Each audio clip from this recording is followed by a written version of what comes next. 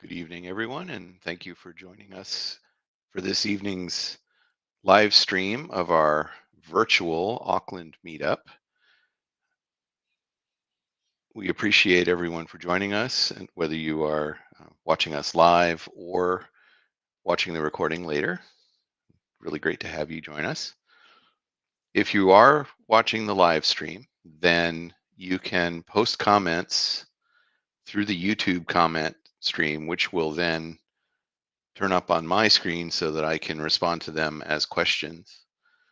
And that's what we'll use to let you ask questions either during the introductory material or when I go through the OWASP Top 10 presentation. Now, our usual format when we meet in person, which it is unfortunate we didn't get to do this month, is to get together about 6 o'clock and spend a half an hour to 45 minutes networking and enjoying yummy food and beverage, often provided by a sponsor and a meeting host. Today, obviously, we won't be doing that. As we get started, I spend a little bit of time talking about OWASP and OWASP New Zealand, things that we're doing, events that are going on. Generally, when we hold a meetup, there will be about a third of the attendees who really don't know a lot about OWASP and will be attending their first meetup.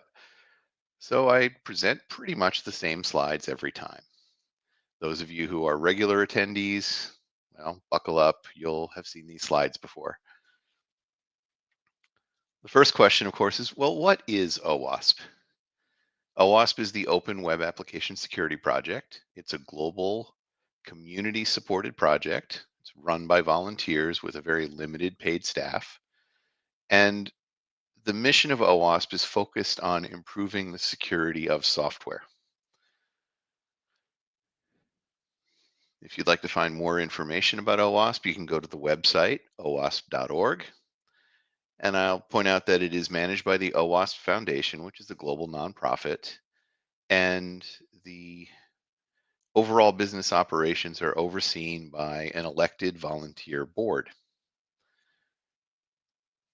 OWASP has about 260 chapters active worldwide, including the OWASP New Zealand chapter, and over 130 reasonably active projects and another 70-ish projects that are in some state of formation or relative inactivity, but it's an area of interest for volunteers to be doing some work. Now, in normal times, in the before times, pre-COVID, OWASP would sponsor 2, occasionally 3, in-person global Appsec conferences. The 2 conferences that were scheduled in 2020 were in Dublin, Ireland in June, and in San Francisco in September. Those 2 conferences have now been postponed twice and are currently scheduled for June of 2022 in Dublin and September of 2022 in San Francisco. And I'm still hoping that I'll get to go to one of those. In 2021, in response to the way things have changed in the now times, OWASP has begun to host a number of virtual events, including the fact that we'll be having a virtual conference in November. And of course, OWASP, through various event teams and through the local chapters, organize a number of regional and local conferences and training events, including the several that we normally have each year here. Here's the calendar of remaining virtual events hosted by OWASP this year. The Brain Break is just a very short event with some comic relief. In fact, it's usually a stand-up comic presenting a short set and some other material, and these are free to take part in. Of course, the schedule is focused on a Western Hemisphere time zone range, so they're usually in the middle of the night here. However, if you're interested, they are available and you can register through the OWASP website and listen in for free. The call to battles, there have already been 3 or 4 this year, and there's one more left. You'll notice the pricing that I've listed. The pricing in parentheses is I'm sorry, in brackets, is for OWASP members, and the regular pricing is for non-OWASP members. So the call to battle is a $15 discount if you're an OWASP member.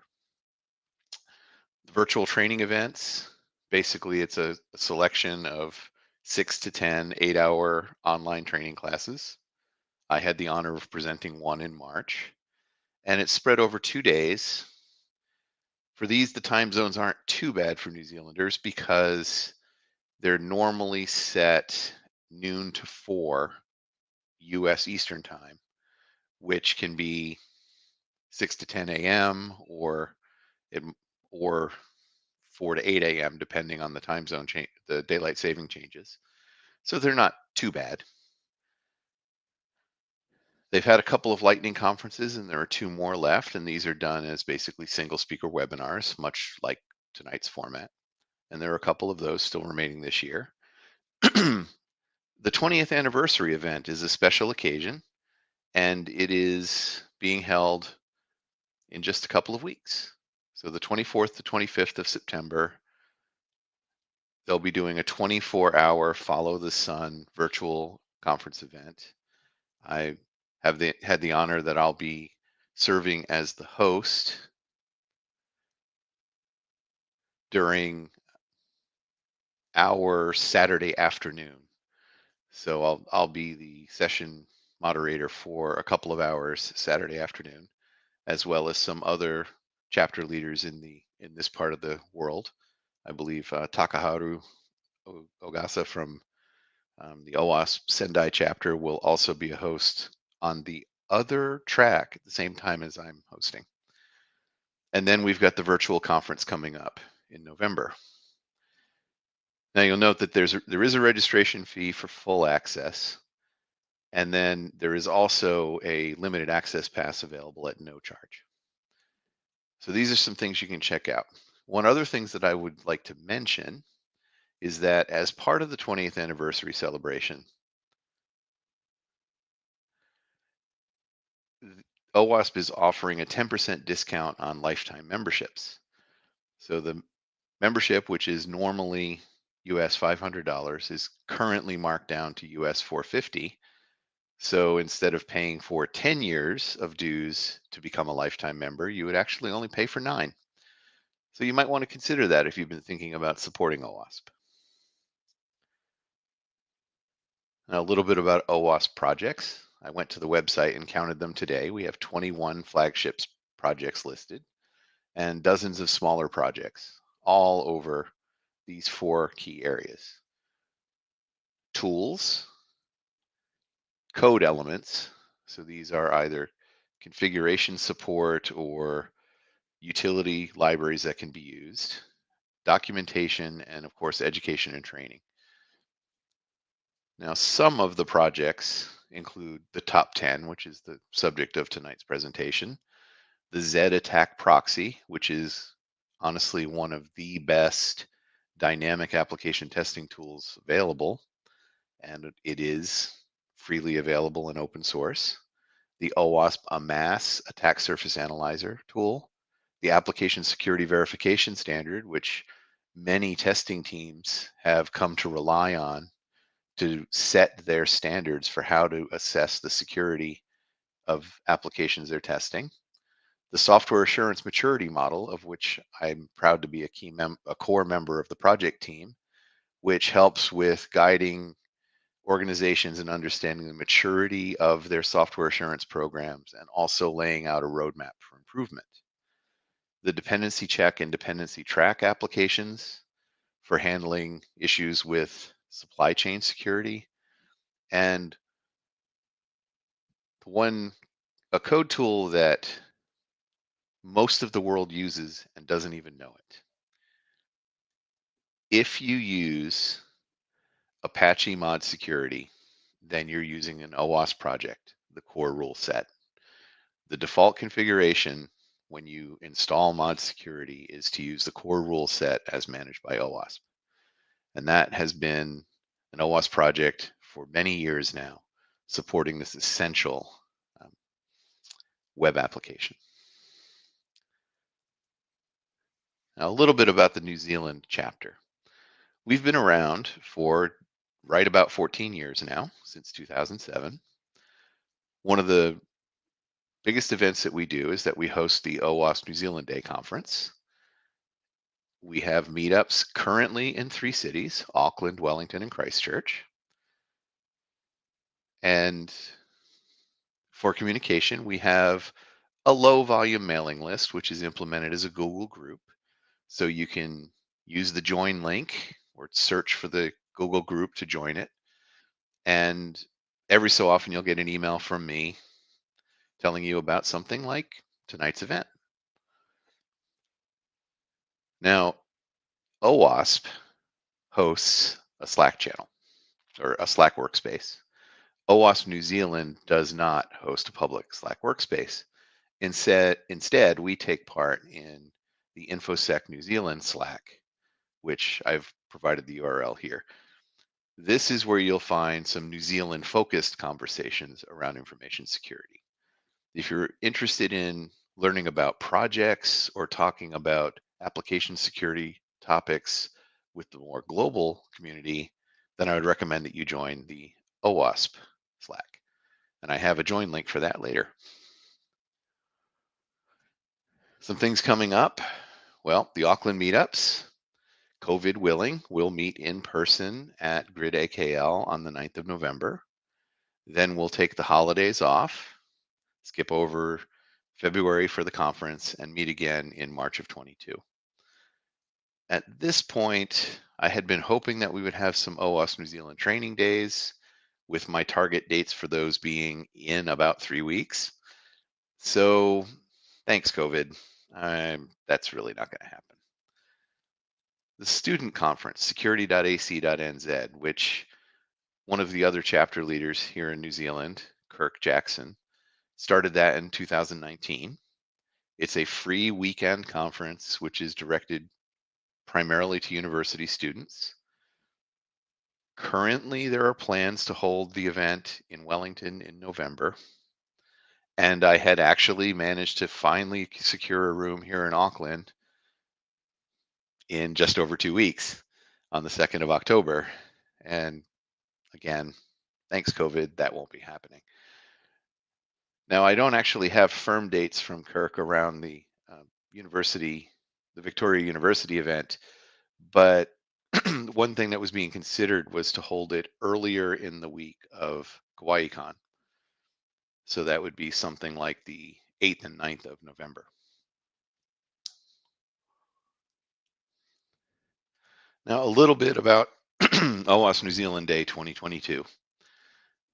We have dates and we have a location. So we'll be at the Auckland University of Technology. And the main conference will be on Thursday and Friday, the 17th and 18th of February. It's going to be a 2-day, 2-track conference, the same format as we used for the 2021 event.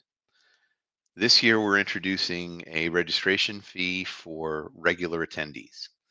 So for students and unwaged persons, it's still free to register, but we're asking those of us with a day job to go ahead and pay a $30 registration fee. This week, in light of how things are going with Delta, I've worked out a contingency plan with the venue and we have backup dates. So if we're at an elevated alert level as we're coming up on the February dates, then we'll actually bump to the 5th of July to hold the event then. We're planning to have training classes, which will be a mixture of online classes presented by some world-class OWASP volunteers and other instructors, as well as some in-person classes. The CFP and CFT, I swear I'll get it open Friday. So in the next couple of days, I'll put together the CFP and CFT and we'll get that out there so that you can start submitting your papers and training beginning this Friday. We're planning to have registration open a bit earlier this year, so it'll open around the 15th of November, and then we'll follow that quickly with starting to allow applications for the Diversity and Financial Aid Fund. If you're not familiar with that fund, it's basically that we take some of the proceeds that we receive from our sponsors and we set that aside to provide travel and some training registration support for students, members of underrepresented communities, and some folks who are trying to move into application security from another field where salaries are less than generous and they really can't afford to travel to Auckland.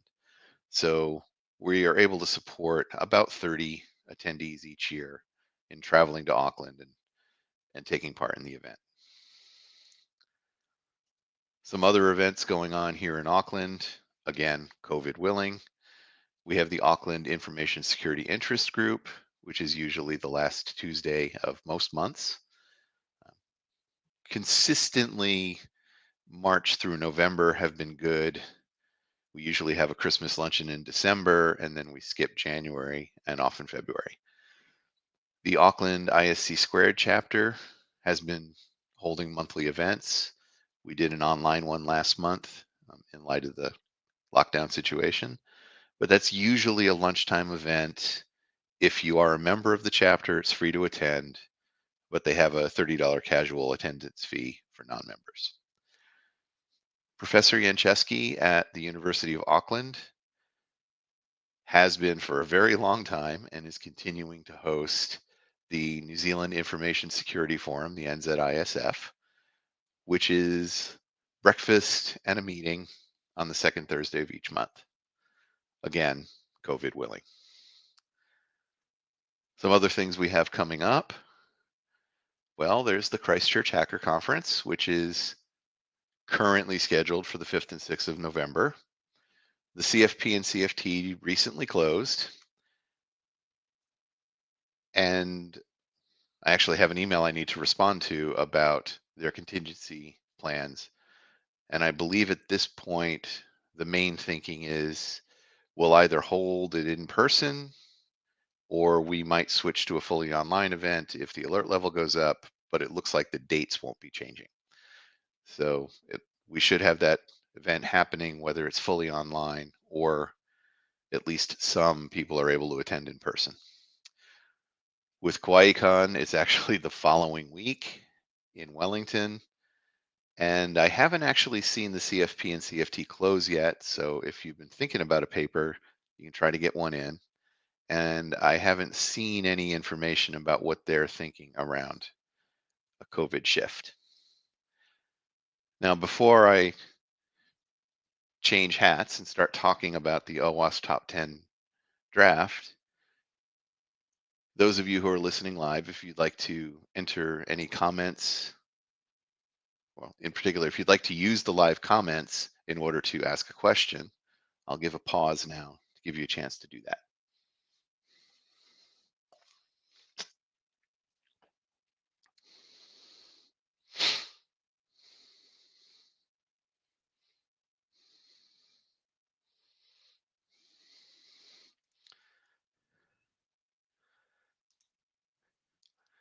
And I do want to thank Grant for his confidence that we'll definitely be good on alert levels and we'll definitely be able to have the event in February. That would be great.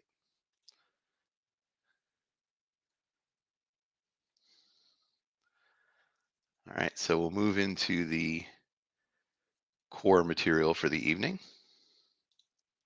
And we'll talk about the just released draft of the OWASP Top 10, which is intended to be finalized and published by the end of the calendar year.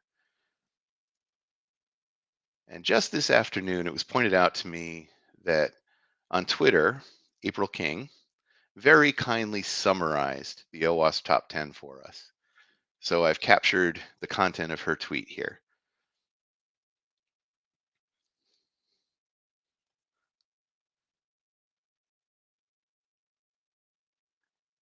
And I thank you for your attention this evening. Actually, what I'm now going to do is shift to a slide deck, which was provided to me by the project leadership, and I will do my best not to mess up the presentation too badly using their material. Now, the OWASP Top 10 as a project focuses on highlighting the top 10 most prevalent vulnerabilities or risks presented to applications, again, focusing mostly on online applications. And a key thing is that it's not about the impact or the likelihood of any given vulnerability. It's about that combination. So you might see that one of the top 10 items really is not a very big impact, but it's everywhere.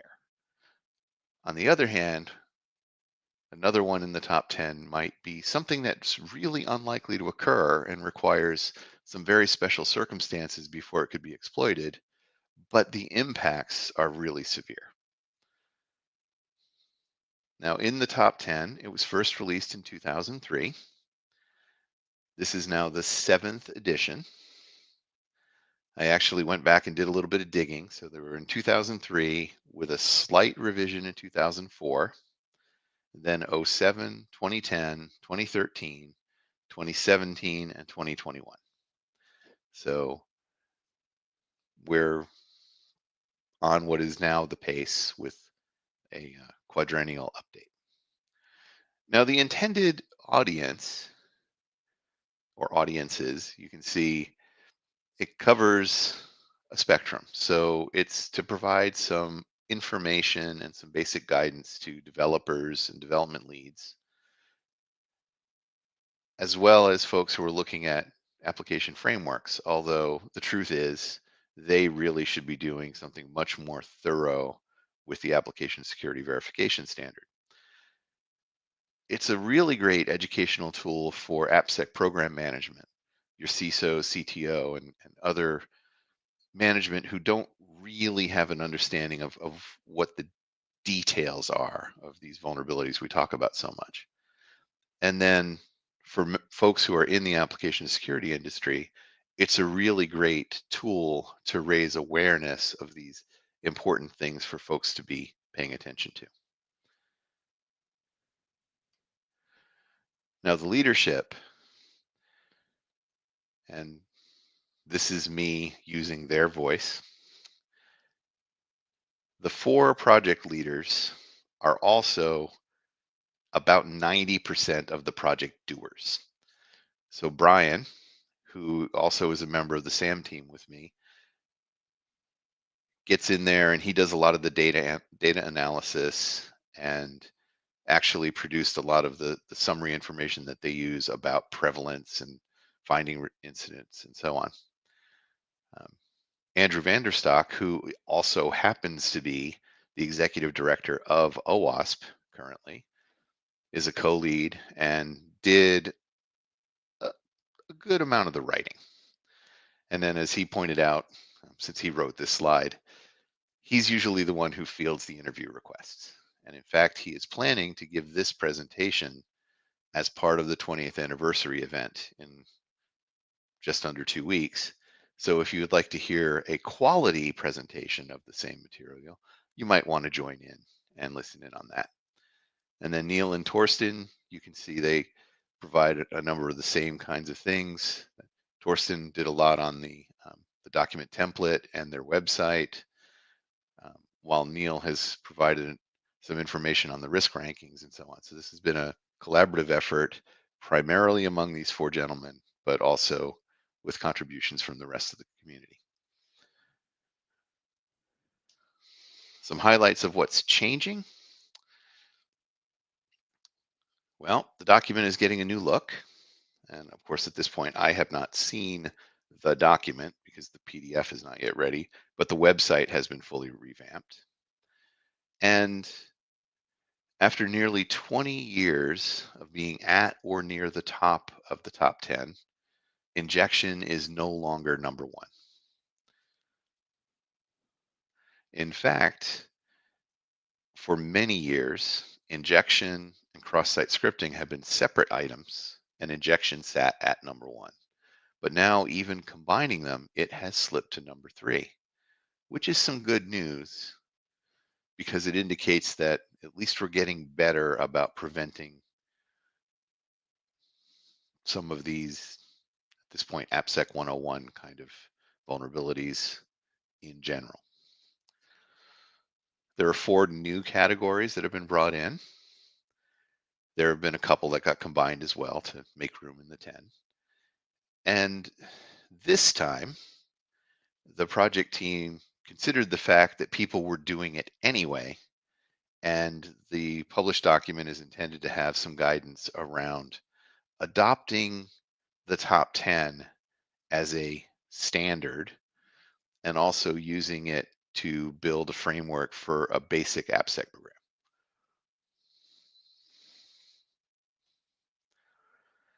Now, this is the status of the project as of when the slide deck was updated this weekend. And you can see that the last few things to be created and finished up are some of the core language translations are underway now, and also creation of the PDF document and a nice developer wall poster. So those are intended to be done soon. And then after the final round of comments and revisions, they'll all be made final later this year.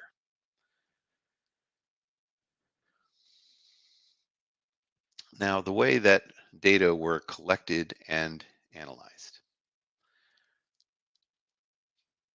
The team accepted submissions of just, it was a free form submission web page that you could say, I believe that this CWE, so an element from the common weakness enumeration, should be included as a top 10 item.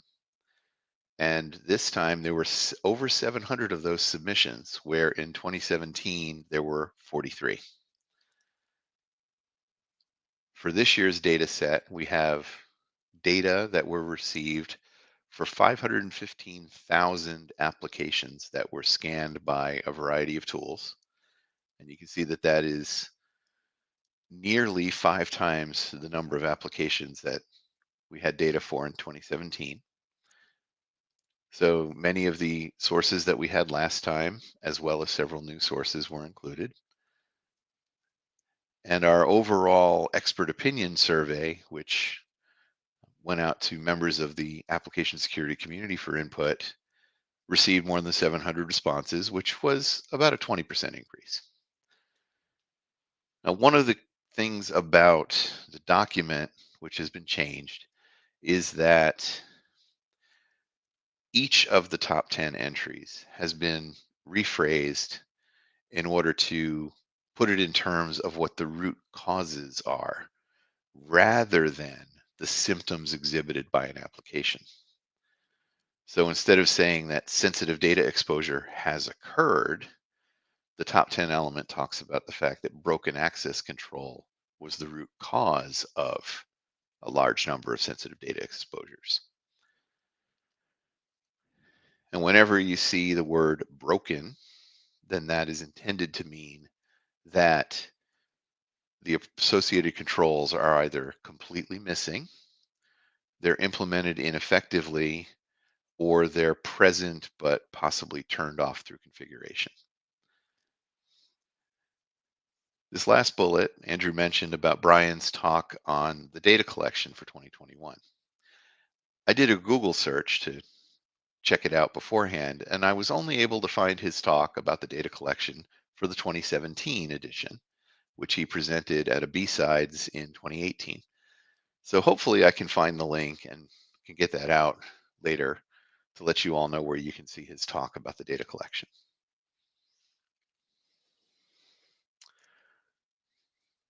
So this new section on how to adopt the OWASP Top 10 as an entry-level Appsec program. Now, a key thing here is that it has always been intended from the very first edition in 2003 that the top 10 be an awareness document. These are things you should know about. You should care about these.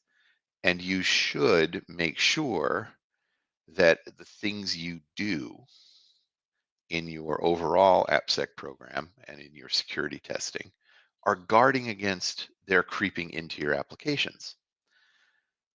But it was never intended to be, oh, well, we use the OWASP top 10 as your Appsec program. But the truth is, that's how it's used by many organizations. So that's being directly addressed in the 2021 document. Here is how you can do that in a limited way. So this concept of the paved road concepts, talking about providing your development teams some clear guidance and some clear, easy paths to avoiding the top 10 in their developed code. Some basic approaches that are talked about here in that section are building secured components as you go. In other words, bake security in, don't bolt it on later. Make sure that you've built in observability so that you have a good understanding of how your features are working and are the controls effective when put in place.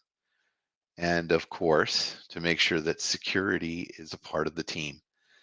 Now, reading through those bullets, I feel like I could have written this slide because these are the things that I find myself saying just about every day.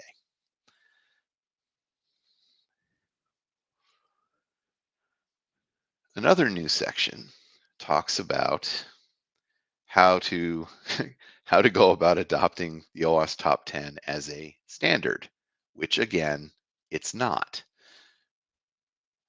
Organizations have been using and calling out the OWASP top 10 as an Appsec standard forever. I have seen any number of software development contracts that talk about complying with the OWASP top 10.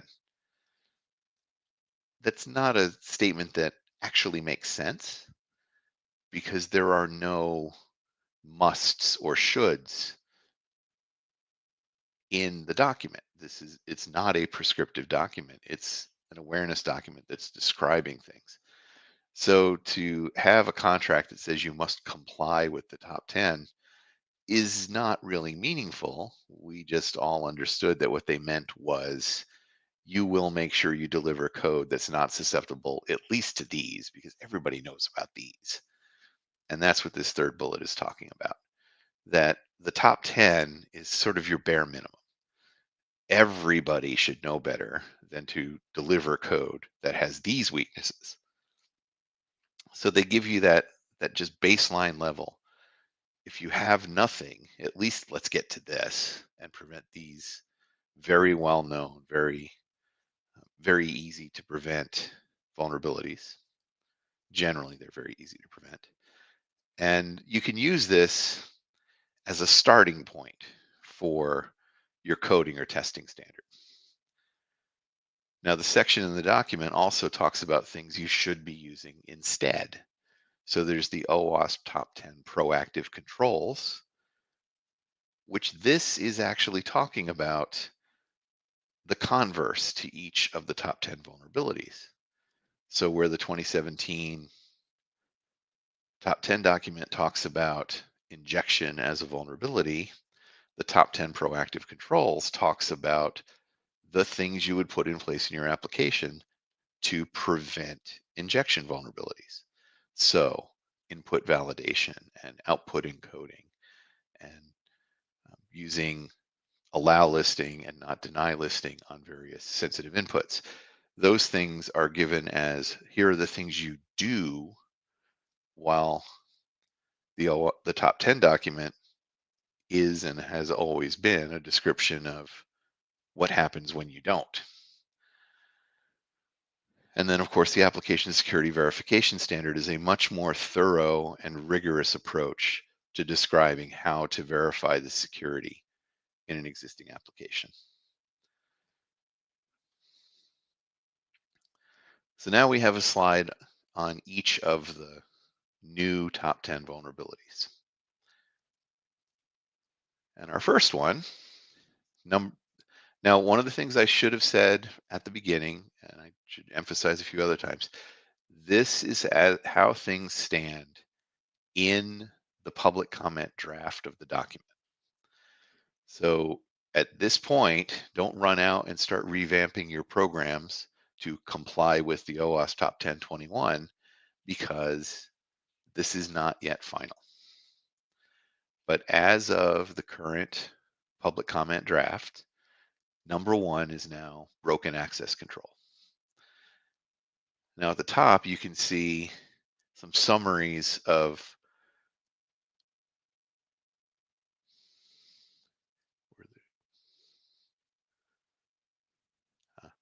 so the question that was just raised is, were there 2 or more previous top 10 entries that are now categorized as under the same root cause? And I would say yes. In particular, one of the ones that comes up is cross-site scripting. So now cross-site scripting has been subsumed into injection. And really, when you think about it, those 2 symptoms, you're displaying vulnerability to cross-site scripting or you're displaying vulnerability to SQL injection, are symptoms of a systemic lack of a required security control. But going back to the current number 1, so in particular, the majority of what's covered in the new number 1 is what used to be insensitive data exposure.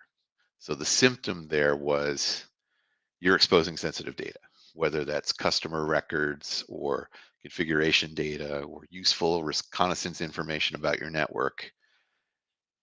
You're exposing it because access controls are lacking.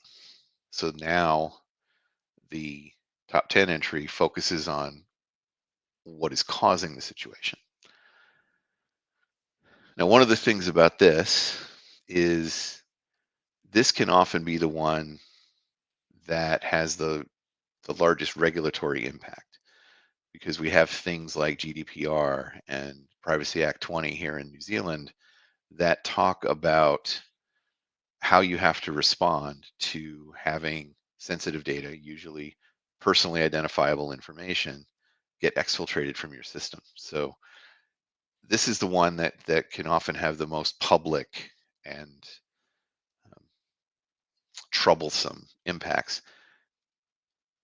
Often they might not be the largest direct costs. However, cleaning up after them and responding, the reputational damage that's done, all of that taken together can produce some of the largest overall costs. So this is basically when your system is not properly guarding against unauthorized access to functionality, or it's not preventing against unauthorized update or deletion of data. Paths have been left exposed where someone who should not be allowed to could possibly read raw database contents or extract the entire database. So these are things that can get your sensitive data out there because you haven't properly guarded against them. Now, if you look at the stats, you can see that this was found, and this is going to the scan data. So of those 515,000 applications that were scanned, this was found in production-ready applications over 3% of the time. Number 2, cryptographic failures. Now, this incorporates some facets of sensitive data exposure where something that should have been encrypted or should have been encrypted well was either not encrypted or was encrypted using a weak method so that it could then be read by an unauthorized person. It might also address either not having or using ineffective or weak at-rest encryption, having inappropriately configured TLS, including that you still accepting SSL v2 or v3 connections would be considered a cryptographic failure at this point, allowing known weak cipher suites again. Now, also, you can see factored in this one are the common weaknesses around things like hard-coded passwords. Now, in this case, it was found among those 515,000 applications about 4.5% of the time. And it spans 29 weaknesses and over 3,000 CVE entries. So it's a good chunk of the problem space covered under this element. Now, injection. At last, it's not number one anymore. So it factors in SQL injection, cross-site scripting, JavaScript injection, DOM manipulation, OS command injection, all of these things where data presented by an untrusted source gets processed by an interpreter as commands or code and executed. So of course the classic, or 1 = 1 SQL injection counts here. Now, one of the things about this one is that it is easily found by tools. And fortunately, because of some framework support, including, I can't believe I'm saying this, but the really good support for injection prevention, particularly SQL injection prevention in the .NET frameworks. We're seeing this less and less making it into applications, but it is still around. You can see that 3% of the apps exhibited some form of injection vulnerability. And as stated here, the biggest change here is that many frameworks have become injection safer. Now, one of the things that I thought was interesting was, well, what exactly happened with injection over the editions? So I went back and looked at summaries of the previous top 10 editions. And what I found was that in 2003 and 2004, injection flaws actually wasn't number one. It was number 6, but a separate entry, unvalidated inputs, was number 1, which honestly, that's injection. So looking at them together, you could say, yep, it was at the top of the list. And cross-site scripting was a separate entry coming in at number 4. So all of them combined were holding the 1, 4, and 6 positions, even in the first editions. In 2007, injection flaws brought in unvalidated inputs, and it moved up to number 2 with cross-site scripting at number 1. Then starting with the 2010 edition, injection moved to number 1 and stayed there until this year. So now we have cross-site scripting and injection combined and sitting at number 3.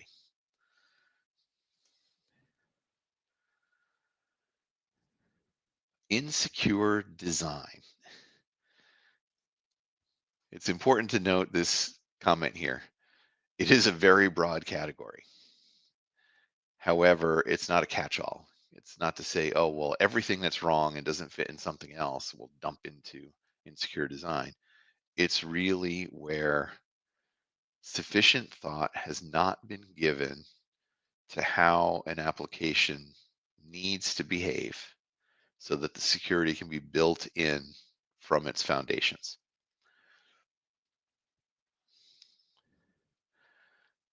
Now, a key thing about this to remember is that the costs to fix when a design flaw, so you have an insecurity that's been baked into your design, the more complete the application is by the time it's realized that this kind of a security flaw exists, the more time consuming and costly it is to fix. So this can be one of the most expensive things to go back and deal with. And so how do we address it? And this happens to be a soapbox I stand on quite often. We design out the issue. We use threat modeling, we use risk assessment, and at the time that we're deciding what our application architecture is going to be, what our core design functions, core functionality design, that's a better way to say that, will be, and what our critical privacy considerations are, if we start with those as first-class requirements for the system, then we can prevent insecure design from making it into the implemented system. And then test and test and test some more. And do this as soon as you can. The very moment you have some code that's testable, you should have some automated tests. And then as more is being built into the system, new features are being added, new clients are making use of different functions, you have those core tests that stay in place, and through regression, you catch and immediately correct the introduction of any design flaws. That, of course, is the hope. It takes a good bit of discipline and that resistance to that PM who's saying, don't worry about that for now. Let's just get it delivered so that you can maintain the quality and security of your delivered applications.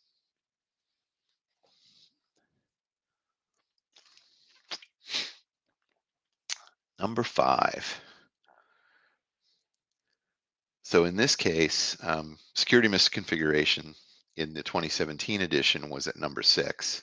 Now it's jumped slightly to number 5, mainly because so much more configuration is now being done as code. So the fact that we've shifted into this very dynamic environment where we have software-defined networks and infrastructure as code, that has actually provided more opportunities for systemic weaknesses to be introduced, and the introduction of infrastructure as code scanning to a number of available tools has made this more detectable. So it has come up and increased its ranking just a little bit. So this is where you have unhardened configurations, where different features are just misconfigured, where you've taken the out-of-the-box default configuration and deployed a system using that. One of the interesting things that comes up quite a bit in my day job is talking about the fact that Microsoft services and systems and applications are delivered with a default configuration that in many cases is significantly less secure than their recommended configuration. And many application users don't realize that the as delivered software is intentionally not as secure as it could be. And the why for that, of course, is to make sure that it will install and run. The more secure you make the default configuration, the more likely it is that folks in the edges with slightly older hardware or interesting operating system configurations won't be able to get the application to run on install, and will end up having help desk calls. By loosening up that security configuration, you can get it to be more likely and more reliable in running on first install. But then the burden is placed on the consumers, usually the administrators of these applications, to know that they need to go in there and apply hardening that really should have been there all along. So for approaches to dealing with this paved road or pre-approved approaches, in one organization where I worked, because it was a government contracting organization, the legal requirement was that the government was not allowed to tell the contractor how to do something. But they could say that any approach proposed by the contractor had to be reviewed and approved by the government.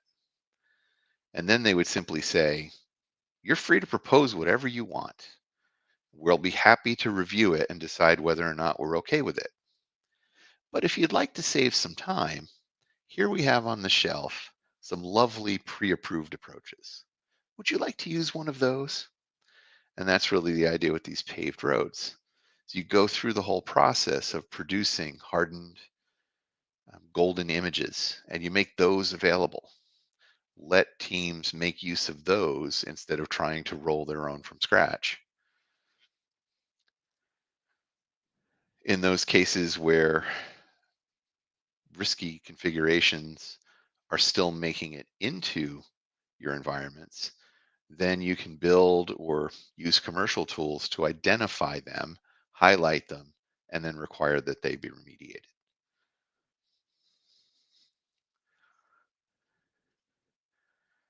Vulnerable and outdated components. So this is what was known in the previous couple of editions as use of known vulnerable components, and it has in fact moved up a little bit in the rankings. Note in the first bullet that the use of a known vulnerable component is the root cause of what so far has been the largest and most costly data breach of all time, the Equifax breach. And in that case, there was a lag after the vulnerability was announced, and during that time, malicious actor was able to make use of the flaw in the known vulnerable library in order to gain a foothold in the environment and eventually exfiltrate essentially all of their data. Now, a couple of the things that specifically turn up in some of the guidance that we work under. In the US, there's the recently signed executive order around supply chain security. And then from the Australian Signals Directorate, there are the ASD Essential 8, which includes patching applications. So these are covered as some guidance around what you should be doing. And this vulnerability talks about when you don't.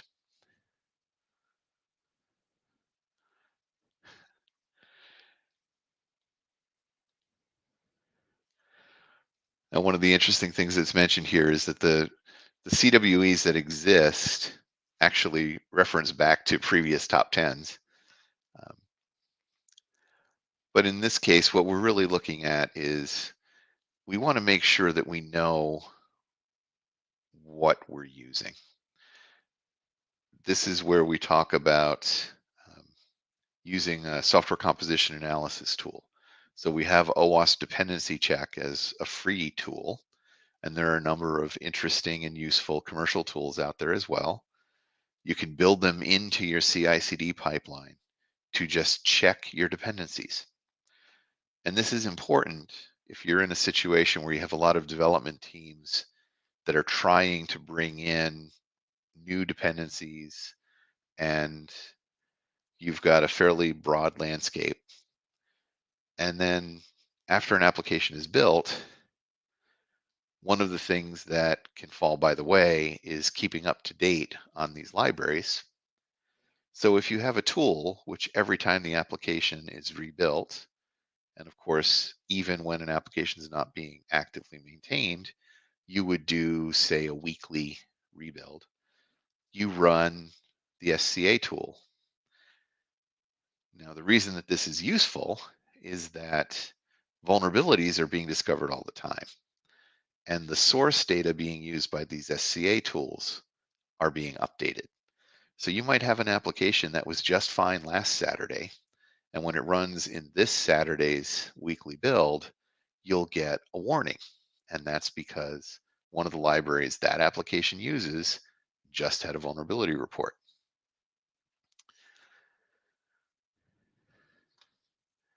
Now, this last bullet is one that can be controversial, especially in today's agile world, where everyone wants to deliver like Netflix, where we strongly recommend that you break the build if component vulnerabilities exceed some threshold. So you might not do this if you've just got a number of low severity warnings, But if you see a couple of critical vulnerabilities turn up in that dependency report, you should break the build and have the team deal with it. You should not be letting them continue toward production with high severity vulnerabilities in their dependencies.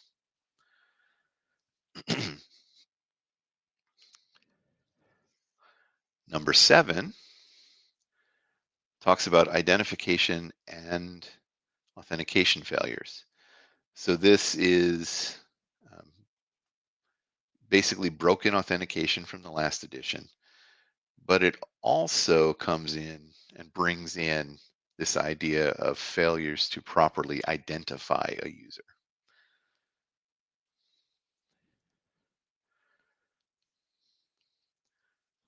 Now, one of the interesting notes is, of course, I've mentioned the ASVS a couple of times.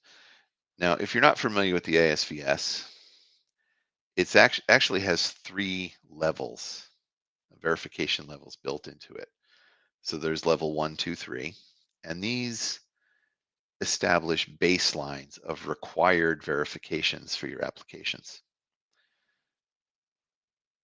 When you get to level 2 and level 3 in the section on authentication, which is one of the first verification sections in the document,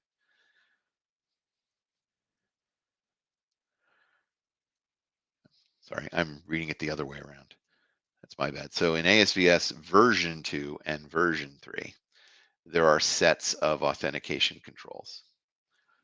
And the level 1 controls, of which there are about a dozen, are the CWEs that are brought in under this top 10 entry. So there are things about reuse passwords, people who are using known weak passwords or known to have been breached passwords, lack of MFA on things that really should have it. So again, talking about this paved road or the pre-approved solutions is think about using a secure and shared authentication service. In particular, you should not have application teams going out and building all of their own authentication. One of the things we want to get away from are having credential stores all over the place in our ecosystem. We want to get to where we're using common authentication, possibly even using a third-party system, federated identity management, in order to get all of your authentication services, all of your authentication performed through a very well vetted and well secured shared service. Now, I know in many environments, this ends up being Active Directory. In other cases, it might be one of the commercial third-party identity and access management systems, but that is always hugely preferable to having every new application manage its own username password authentication.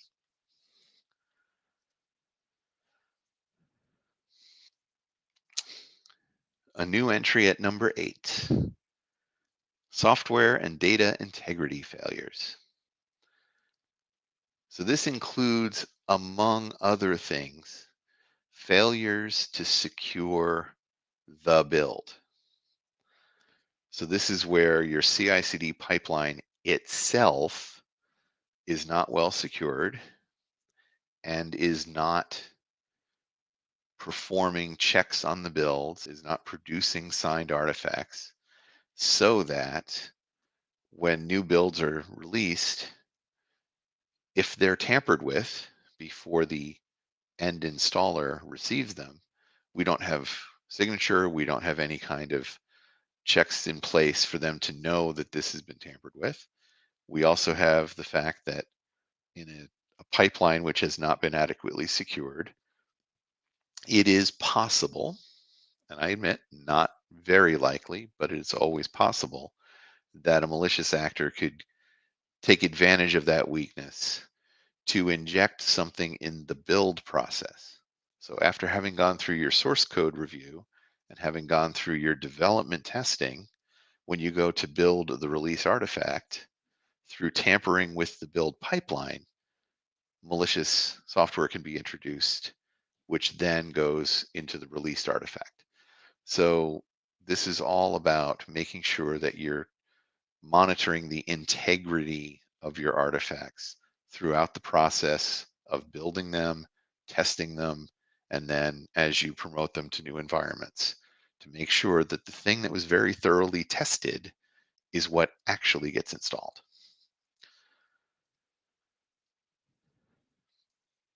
And then, of course, this is, you can include here situations like if you're just get latest from central in an NPM build, then it's possible to have something like the flat map vulnerability from, was that 2020 or 2019 now, I think,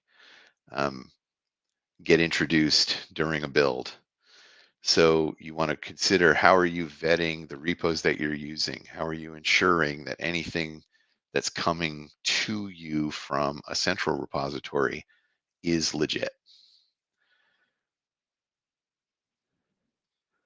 A couple of other things that are noted here is, as I mentioned, improving the integrity of the build, using software bills of material to make sure that your builds and updates are authentic, using sub-resource integrity checking if you're doing web page includes through a content delivery network in order to make sure that those sub-resources have not been tampered with.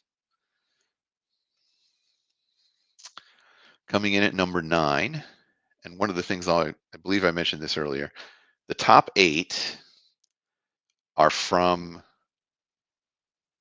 test tool data. So those 515,000 application scans contributed the top 8 entries. Then looking at the survey entries, so those 700 plus expert opinion surveys that came in, these 2 additional items, number 9 and 10, have been included. And then, of course, those same survey entries will have mentioned some of the top 8 as well. But these 2 spots on the top 10 are reserved for things that really tools aren't going to catch. Because if you look at this case, we're talking at number 9. This is the second time it's come in as a survey-based top 10 entry. It's security logging and monitoring failures. So this is a situation where you have insufficient logging in place, or your log retention is insufficient, logs are not being forwarded, you don't have alerts in place, there isn't active monitoring. So effectively, you have no logging. This is not something that's going to be detected by tools, because how do you detect the absence of something? So this particular vulnerability is one that's identified when going through design reviews and code reviews. Because as you talk about, well, how is this being logged and what are you capturing? Where is it going? How is your log aggregation being used? You'll find gaps.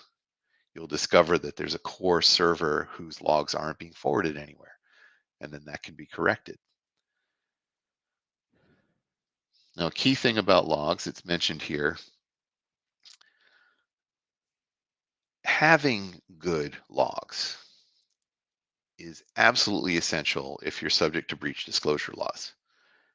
Because even if you're not actively monitoring, you have the requirement to figure out how long has this been going on and how bad is it? And that's going to come from your logs. Now, if you add in active monitoring and appropriate response practices, then it can also help you reduce the breach window, reduce your response time to from first detect, and also recover more quickly. The other thing that's mentioned is if you want to prosecute those who breach your systems, then you need evidence quality log management.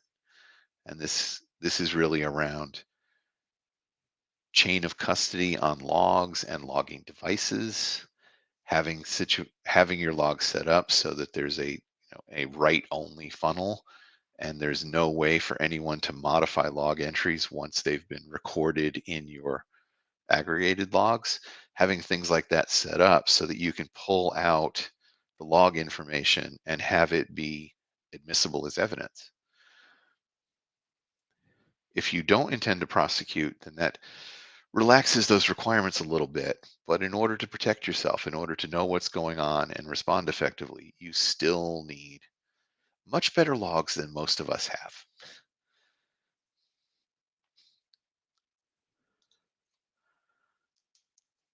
And a new entry at number 10, server-side request forgery. Now, the entry in the top 10 document was written by Orange Sai, and I have to admit, I didn't know who this was, so I went and looked them up, and I found a little bio that says that Chengda Sai, also known as Orange Sai, is a member of DevCore and Chroot from Taiwan. He speaks at a number of conferences such as HitCon, Wuyuan, and AV Tokyo, and he participates in a lot of CTFs, including that he and his team won the DEF CON 2 CTF, DEF CON 22 CTF. So they know what they're talking about. Now, what is server-side request forgery in particular?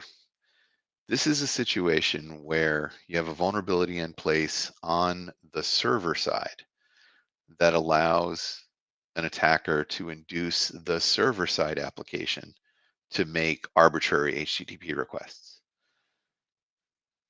So this is basically getting the server-side application to issue attacker-controlled requests to a back-end service or to a collaborating third-party service.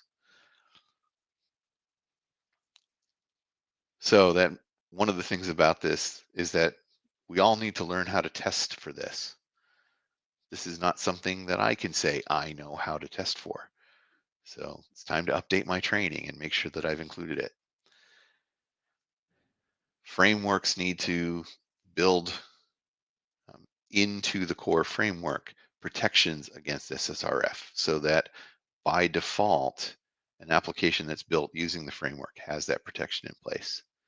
We need to get to the point where our IDEs are highlighting where there's a situation that might allow an SSRF. So that gets us through the top 10. And I see there were a couple of questions. There was the one that I glossed over earlier, the question about is the rule of thumb still that it costs 50 times as much to deal with a defect if you've gotten to prod? I think that as a rule of thumb, that's probably still a fair statement, that you're going to see an exponential growth in the cost of repairing any defect that makes it all the way to production. Now, of course, it turns out that 50 times number itself, the actual number, is apocryphal. There were never actually any studies done to back up the number. But if you think about it, and if you reflect on your own experience and you reflect on those conversations you have about fixing something, everyone knows it's going to be painfully difficult and it's going to cost a lot of time, prevent a lot of new features from being built. It require huge amounts of regression testing and possibly modifications to collaborating systems to go back and correct a fundamentally insecure design element. Precise number, data aren't really there, but it's pretty clear. We know that the later in the life cycle we discover something like that, the more expensive it's going to be. And in the real life, in the realities of our business environments, very often that translates to its being much, much less likely ever to be fixed. I see Hazem asked the question about, does A9 talk about logs quality? Yes, that comes into play there. One of the things that needs to be recognized is that not all logs are created equal. So when we're talking about this and understanding things like reducing the breach window and understanding like the extent of a data breach, well, in order to do that and have the information that you need be available, you need quality logs. I've actually looked at software where the only logging present are trace statements. And then, of course, those are turned off once you get out of the development environment. So effectively, the application has no logging. But when you talk to the developers about you need logging, they say, oh, well, we've got trace statements everywhere. Yeah, but that does not meet the objectives. So I spend a lot of time talking about this, and I'll go ahead and stand on the soapbox, but you're really looking at a number of different logging contexts. And I guess I would argue you've got four basically. The first one is security relevant events, repeated login failures, um, high rates of data access by the same user across a wide variety of objects in the system, looking at things like evidence of password spray attacks through a quick succession of failed logins across multiple user IDs. Those kinds of things are your security relevant logs, and they should be very high quality. Those are the things that you want to make sure are getting to your security operations center so that they can build alert rules around them, because they might be able to aggregate across multiple applications and see, oh, we've got widespread password spraying attacks going on. Then another category you have are the troubleshooting logs and performance tuning. So these are the ones that might be very highly detailed, very high volume, and normally in production, they're turned off unless there's a problem. So if you're running into a production issue, you might say, well, let's turn logging on at the debug level and run the system for a few hours. So these are going to be very detailed. They may sometimes contain very sensitive information because you're logging out entire records or the exact states of objects, but their purpose is to figure out what's going wrong with system performance or functional issue right now. So they tend to be very short-lived logs. Then a third category, and this is in particular if you're dealing with something that's subject to access reporting requirements such as GDPR, where basically you've got a data custodian who is required to be able to tell anyone who asks who has accessed their information, basically ever. In the case of HIPAA in the US, the magic number is 6 years. In GDPR, there isn't a stated time limit, but it's basically reasonable. So at least the last year and a half or so. Now, those records, if you're really collecting all of it, every time anyone accesses or modifies any element in any of your backing data stores, you need to record that event. Now, the event information can be small, but you're going to have billions of them. So what I often say is, oh, those, just send them straight to archival storage. Don't worry about indexing them, just store them. Because once every couple of years, you might have a data custodian receive a request where a particular subject in the system, so maybe a patient in a healthcare system, says, I want to know everyone who's looked at my medical records. And you have to be able to produce that report. Now, it doesn't have to be through a live online reporting function. It can be through a query in an unindexed archive. That's fine. But to produce the report, the data must exist. So you just go ahead and dump those straight to archive. The last level or the last context is the one that a lot of us tend to think about probably most, and those are really the audit quality logs. The ones where if someone is concerned about what happened with a particular transaction. So you're going to want key events in the life cycle of your data recorded in a way that they can allow you to represent the journey that a particular record went through. So they need to be of good quality. They need to be retained for a moderate length of time, but ideally they would also not directly contain PII. So you would be using reference identifiers, and you would be able to say, over the last 3 months, here's everything that happened to this particular record. This is, in many cases, it's what's going on in your audit tables within a relational database. So you're really just looking for, well, what's the life, what has happened over the lifetime of these records, because we're concerned about exactly how we got to the current state. So there's my treatise on log quality. But the key thing is, this particular control is really talking about that first one, the security relevant logs. Are we keeping track of successful and failed logins and failed access requests and login attempt frequencies? Do we have somebody watching that can raise an alarm if we're seeing something widespread? So that's the key element here. Those other logs, notice by separating out those contexts, you can have different retention periods, you can have different fidelity rules, you can look at different storage media, obviously different destination systems, and you can handle them separately. But it's those security relevant log entries that you want to have very high quality and make sure that they're going where they need to.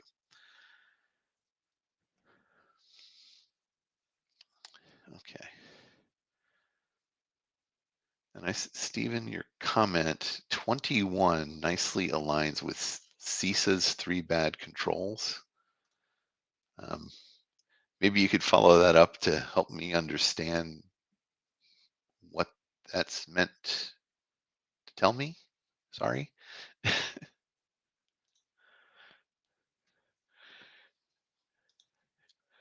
In the meantime, I'll continue with the last couple of slides in the deck. So the key thing to remember is that the top 10 is not an all-inclusive standard. It is by no means ever intended to be your entire security program. Protecting against the OWASP top 10 is really kind of a minimum buy-in to say that you're paying attention to security. I'm not even sure it's enough to say you're taking it seriously. So whenever you're developing a coding standard or a testing standard, make sure that at least you're requiring that test cases check for the existence of the top 10 and that coding standards address preventing them. And remember that there's always that collection of things that almost made the top 10. So one that I still harp on is that cross-site request forgery dropped off in 2017. If I remember correctly, it came in at number 13 or 14. So it wasn't very far off the top 10. But what had really happened was CSRF didn't become a non-issue. It just became one of the things that application frameworks did a good job of automatically protecting us from. So we were not seeing CSRF vulnerabilities making it into delivered code as often. And the same is true. There are all of these entries, and if you look at the SANS top 25, you'll see some entries in that next 10 that are still important to guard against. They just happen not to have made it into the top 10. And some other issues here around memory management and general security control failures, code quality issues. These things are all important as well. and should be addressed in your coding standards, your code review practices. So what's our call to action? Well, we want these classes of bugs to be fixed. We need for framework developers to help us eliminate them by providing default protections and making it, I guess you could say, difficult to introduce them. Because remember, when you're dealing with frameworks, and so I remember this even looking at like the JSP standard tags, that it was always possible to override automatic encoding, to override the validations.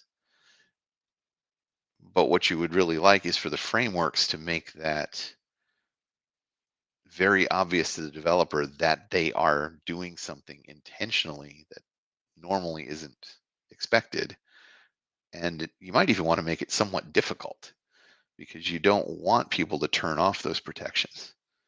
But we know in some cases it is necessary. So now remember that the top 10 itself isn't a guide to eliminating these bugs, but we have tools in OWASP that address it. So the proactive controls, the ASVS for developers and testers. We've got the cheat sheets that give some very concrete approach advice for, at this point, just over 70 different security topics. You've got the web testing guide, which talks about using the ASVS and top 10 specifically for testing web applications. We've got the mobile security testing guide. And then the education and training committee, of which I'm actually very proud to be a member. We are working on a curriculum and framework for developer training, and we hope eventually some kind of a certification framework for secure developers. So we've got a lot going on. Now, if you want to get involved, you want to learn more, ask questions, give some more feedback, one of the first things you can do is join the OWASP Slack. And we have a very easy URL to remember, owasp.org/slack/invite. Go to that page and it has a text box and a submit button. Enter the email address that you would like to be invited with, click submit, and there's a little Heroku app in the background that will kick back a Slack workspace invitation that you can then use to join. Once you're there, go find the Project Top 10 channel and join that. Things that are still to do, the one pager, the wall chart, as well as the PDF version of the top 10 are still being developed. And they're still looking for translators for a number of languages. If that's an area of interest. Oh yeah, Kento, I'll get to that question in just a minute. So they're still looking for translators. And if you go to the top 10 translations channel, if you happen to have some specific language skills, then you can jump in there and volunteer. Now, because we do everything in GitHub now, we, OWASP, do everything in GitHub, you can go to the top 10 repo, you can fork it, go through the content and make suggested changes, and then submit all of it as a PR. As far as the presentation material, so if you go to the OWASP Top 10 project site, that is all, it's GitHub pages. We're using GitHub flavored Markdown, so it's all just there in the GitHub repo. If you want to just suggest improvements or ask for specific features without jumping in and proposing changes, then you can log issues against the repo. And that leads us finally to questions. And the one that Kento just brought up was, at the last meetup, I talked about XXE, XML, external entity references. And this one basically has gone away as a separate entry. But one of the things that you might recall from the presentation is we said, well, how do we guard against this? Make sure that your XML parsers are properly configured. So you could argue that XXE falls under security misconfiguration. It's also a form of unvalidated input, so you could think of it as falling under injection as well. So basically, it's no longer appearing as a separate category, but some of the manifestations of XXE are covered under other elements now.